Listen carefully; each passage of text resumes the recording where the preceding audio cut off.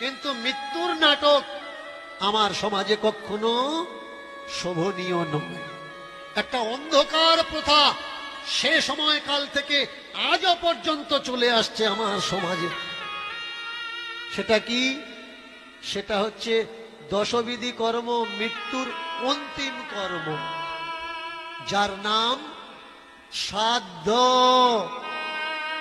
আমি জানি না আপনাদের এদিকে হয় কি না হয়, মানুষ মারা গেলে অন্য অন্য সাইটে শ্রাদ্ধ হয়। আমরা মানুষ মরে গেলে কি করি? সর্বপ্রথম আশেপাশের লোকজন ডাক দিই, আশেপাশের লোকজন ডাক দিই। তারা কি করে? ভারতের এক এক প্রান্তে চলে যাবেন। সেই এক এক প্রান্তে গেলে দেখবেন মরে যাওয়ার পরে শবদাহ করার নিয়ম কিন্তু আলাদা আলাদা। যতগুলো এরিয়া আছে, যতগুলো রাজ্য আছে, সেই রাজ্যে শবদাহের প্রথা নিয়ম কিন্তু এক নয়। কেউ মুখে আগুন দিচ্ছে, কেউ বা আবার পাছার দিকে আগুন দিচ্ছে। কিছু কিছু এরিয়া আছে গিয়ে দেখবেন পাছায় আগুন দিচ্ছে, কিছু কিছু এরিয়া আবার মুখে আগুন দিচ্ছে। কোন কোন এরিয়ায় আগে গলায় কাঁচা নিয়ে তারপরে আগুন দিচ্ছে, কোন কোন এরিয়ায় আবার আগুন দিয়ে গলায় কাঁচা নিচ্ছে, কোন কোন এরিয়ায় জ্বালিয়ে দিয়ে চলে আসছে। এই উড়িষ্যা চলে যাবেন, গিয়ে দেখবেন ওরা চিতা সাজিয়ে দিয়ে জ্বালিয়ে দিয়ে চলে আসে, আর ওখানে থাকে না। পরে গিয়ে ওই চিতাতে জল দিয়ে ওখানে একটা কাপড় টাঙিয়ে দেয়। এটা একটা প্রথা, এক একটা নিয়ম। নাটক শুরু হয় ভয়ঙ্কর এই জায়গায়, মানুষ যখন মারা যায়। বাবা মারা গেল তো ছেলে কাঁদছে, নিয়ম দ্বারা বেঁধে দেওয়া হলো গলায় কাঁচা নেওয়া লাগবে, কাপড় ছেঁড়ার পইতে করে তাকে একটা শিকল ধরিয়ে দেওয়া লাগবে। 1 মাস ও কোনো ভালো খাবার খেতে পারবে না, চপ্পল পায়ে দিতে পারবে না। ভালো করে মন দিয়ে শুনবেন, 1 মাস কোনো ভালো খাবার খেতে পারবে না, সিদ্ধ খেতে হবে, দিনে একবার খেতে হবে, চপ্পল পায়ে দিতে পারবে না, খালি পায়ে, ভালো জামা কাপড় পরতে পারবে না। ওই ছোট্ট ছেঁড়া কাপড়, একটা কাপড় দুটো টুকরো করে, একটা পরবে, একটা ভিজিয়ে দেবে, আবার একটা পরবে, আবার আর একটা ধুয়ে দেবে। শুধু তাই নয়, লেপ কম্বল খাট বিছানায় শুতে পারবে না, ওকে মাটিতে শোয়া লাগবে। আর কোমাদামি কম্বল যেটা কাঁটা ফোটে ওইটা বিছিয়ে বসা লাগবে, ওই জাতীয় কম্বল তার গায়ে দেওয়া লাগবে। কেন বললে এটা বাবার কাজ হচ্ছে। বলুন তো মায়েরা, আপনার বাবা মা যদি বেঁচে থাকতো, শীতের সময় আপনি খালি পায়ে ঘুরছেন পাড়ায় পাড়ায়, আপনার বাবা মা বলতো যে হ্যাঁ খালি পায়ে ঘুর? নিশ্চয়ই না। আপনার বাবা মা বলতো জুতো পায়ে দে বাবা, ঠান্ডা লাগবে। কিন্তু শীতের সময় আপনার বাবা মরে গেছে, আপনি খালি পায়ে ঘুরছেন। আপনার বাবা যদি বেঁচে থাকতো বলতো তুই দিনে একবার খা? নিশ্চয়ই বলতো না। কেন? কারা করলো এই প্রথা? আপনার বাবা মৃত্যুর পরে কাজ করানো লাগবে। সেই কাজটা কি? সেই কাজের নামই হলো শ্রাদ্ধ। সেই কাজের নামই হলো শ্রাদ্ধ। মন দিয়ে শুনবেন, এই শ্রাদ্ধে কলা গাছের খোল কাটা হয়। এদিকে কাটে কিনা জানি না, অনেক জায়গায় আমি দেখেছি কলা গাছের খোলাকে ছোট্ট ছোট্ট করে কেটে উঁচু করে দিয়ে তার মধ্যে চাল, তিল, অনেক কিছু দিয়ে, মাল মেটেরিয়াল দিয়ে একটা করে কাঁচকলা দিয়ে দেওয়া হয়।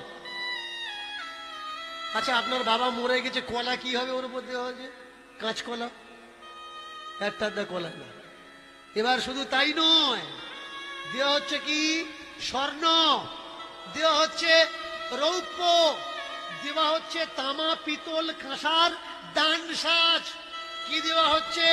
আপনার বাবা মরে গেছে, আপনার ব্রাহ্মণের ছাতা দান করা লাগবে, খড়ম দান করা লাগবে, চৌকি দান করা লাগবে, খাট বিছানা বালিশ দান করা লাগবে।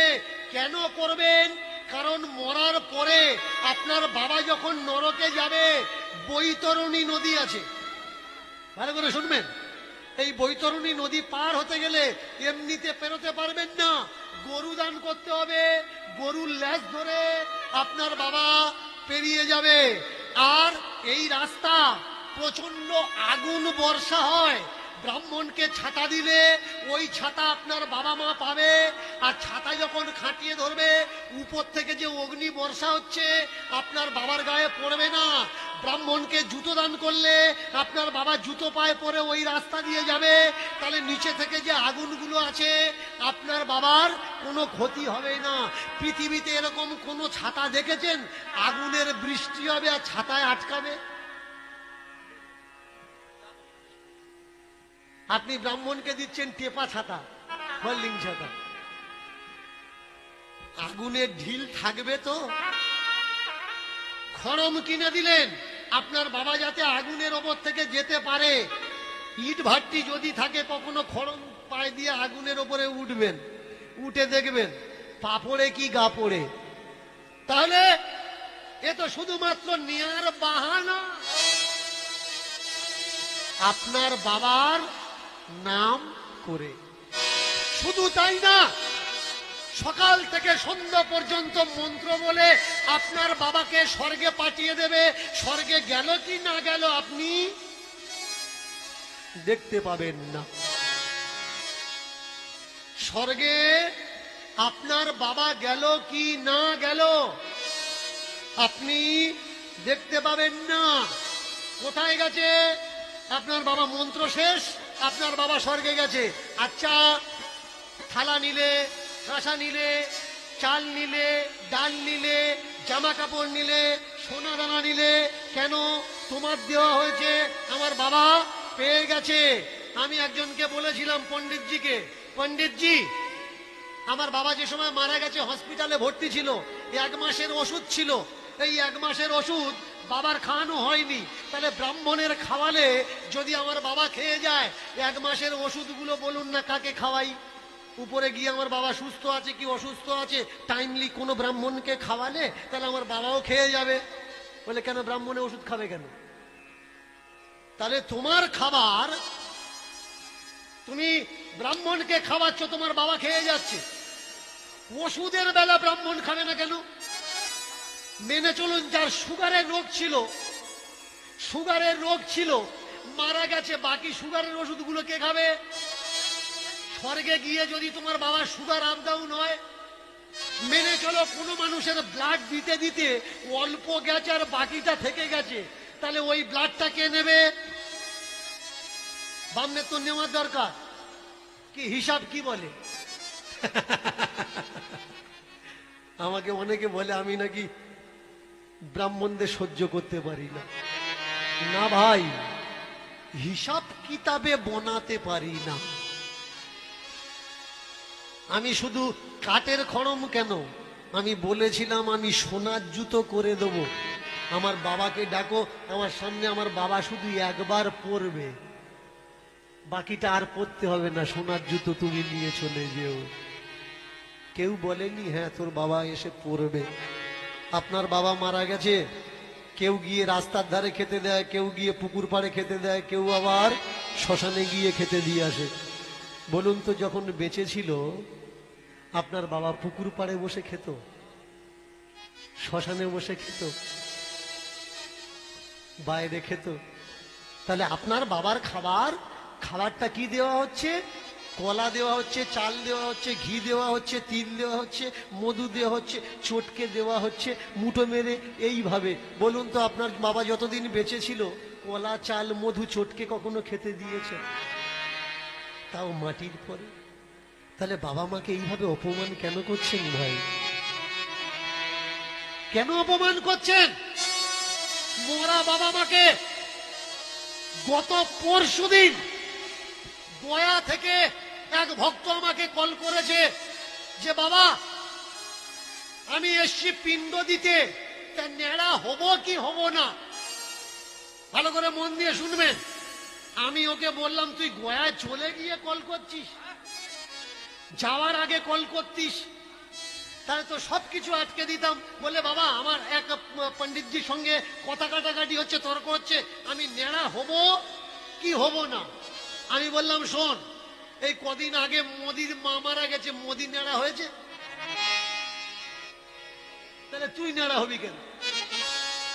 এ বলছে বাবা এই সময় সকালে কি চান করে তবে শ্রাদ্ধ করতে হবে, গয়ার শ্রাদ্ধ? চান করে মানে? বলে পণ্ডিতরা বলছে সকালে যদি ঠান্ডা বেশি থাকে চান করা লাগবে না, শরীর খারাপ হবে। পাথরেতে তোমার নাম লিখে পাথরটা ডুবিয়ে দিলে এটাকে শিলা স্নান বলে। পাথরে তোমার নাম লেখা হবে, পাথরটা ডুবিয়ে দেবে, দিলে শিলা স্নান বলে। পাথরের স্নান হলো ওই সঙ্গে, মানে তোমারও স্নান হয়ে গেল। আমি বললাম এক কাজ করিস, যে টাকা রপা হবে 10-15 হাজার টাকা যা রপা হবে, কাগজে লিখবি 15,000 টাকা, লিখে ব্যাগের ভিতরে ঢুকিয়ে দিয়ে নিয়ে নিবি। তাহলে ওর ব্যাগে 15,000 টাকা ট্রান্সফার হয়ে গেল। লিখে দিয়ে দিলে যদি হয়ে যায় তাহলে সত্যি সত্যি টাকার কি দরকার? সত্যিকারের স্নান করার দরকার নেই, পাথরে লিখে দিলে হয়ে যাবে। কাগজে সত্যি সত্যি টাকা দেওয়ার দরকার নেই, কাগজে লিখে ব্যাগে ঢুকিয়ে দিয়ে তুলে নেবে, টাকা শোধ হয়ে যাবে। বললে বাবা ওরা ছাড়বে? তা আমি বললাম তুই ধরা দিয়েছিস কেন? হ্যাঁ তুই ধরা দিয়েছিস কেন? বলে আমার গ্রামের মানুষ বললে গয়ায় গিয়ে পিণ্ড না দিলে আমার বাবা ওখান থেকে পিণ্ড খাবে, তবে নাকি বাবার আত্মা উদ্ধার হবে।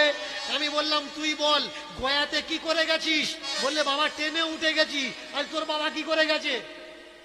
বাবার জন্য টিকিট কাটিছিস? বলে না বাবার জন্য তো টিকিট কাটিনি। তুই যে ট্রেনে গেলি টিকিট কেটে, তোর বাবা কি করে যাবে? মরে যেমন সাধারণ মানুষ মরে, মাস্টারও মরে, ডাক্তারও মরে, তেমনি ট্রেনের টিটিরাও মরে। তাহলে তোর বাবা টিকিট কাটেনি, আত্মা যাবে কি করে ট্রেনে উঠে? এখন মরে যাওয়া টিটি যদি ধরে, তোর বাবা ওখানে যাবে কি করে? আর ওই পিণ্ড খাবে কি করে? বলে হ্যাঁ এ তো খারাপ কথা নয়, এ তো ঠিক কথা দেখতে পাচ্ছি। বলে বাবা তাহলে কি পিণ্ড টিণ্ড দেবো না? আমি বললাম বল তুই তোর বাবা মরে গেছে কোথায়? বলে আমাদের গ্রামে। তোর বাবা যদি গ্রামে মরে গেল তা গয়াতে গিয়ে খেতে দিচ্ছিস কেন? গ্রাম বাড়িতে খেতে দে না। তোর বাবাকে যারা খাওয়াবে, তোর বাবা হিন্দি কথা বোঝে? তোর বাবা সংস্কৃত বোঝে? বললে না বোঝে না। তাহলে যারা খেতে দেবে তোর বাবার মাতৃভাষায় খেতে দেবে না সংস্কৃত বলবে? এখন সংস্কৃতে কেউ যদি বলে যে তুমি খাও, তোর বাবা বুঝতে পারবে তো? খাবে না দাঁড়িয়ে থাকবে? বলে বাবা এখন এসছি যখন, যদি না দিই, তোর টাকা আছে তুই দে না, আমার গায়ে কামড়াচ্ছে নাকি?